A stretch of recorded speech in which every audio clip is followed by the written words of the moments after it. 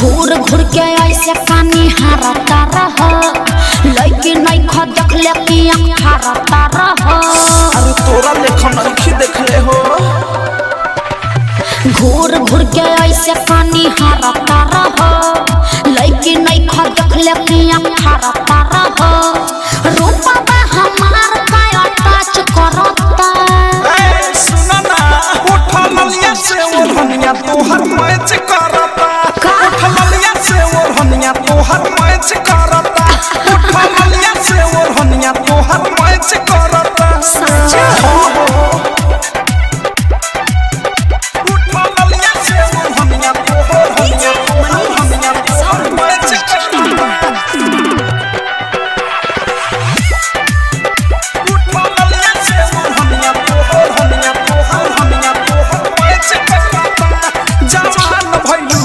तोर डिमांड बढ़ता। अरे सोनामा के पानी जैसे पानी चढ़ता।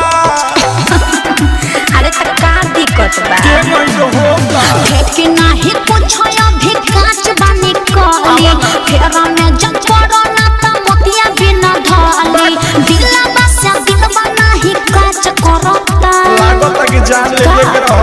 उठा ललिया से ओढ़निया तोहर मैच करता।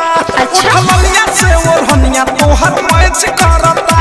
उठा ललिया से ओढ़निया तोहर मैच करता। अरे ठीक है बा उठा ललिया से ओढ़निया तोहर मैच करता। डायमंड रिकॉर्डिंग स्टूडियो छोड़ा मैच करता। सोचा तारू कथी तू लता चला हो। लाभ वाला लेसन के पढ़ाई कला हो।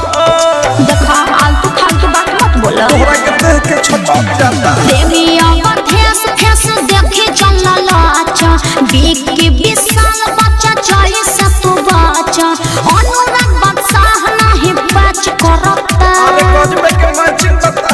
उठा ललिया से ओढ़निया तोहर मैच करता। उठा ललिया से ओढ़निया तोहर मैच करता। उठा ललिया से ओढ़निया तोहर मैच करता। घूर घूर के ऐसे कानी हारता रह लड़की नहीं खा देख ले कि आँख हारता रह। रूपा हमार का टच करता। सुना ना उठा ललिया से ओढ़निया तोहर मैच करता। उठा ललिया से ओढ़निया तोहर मैच करता। उठा ललिया से ओढ़निया तोहर मैच करता। चला कुछ भी बोलते हो। सच तक कह रहे हैं।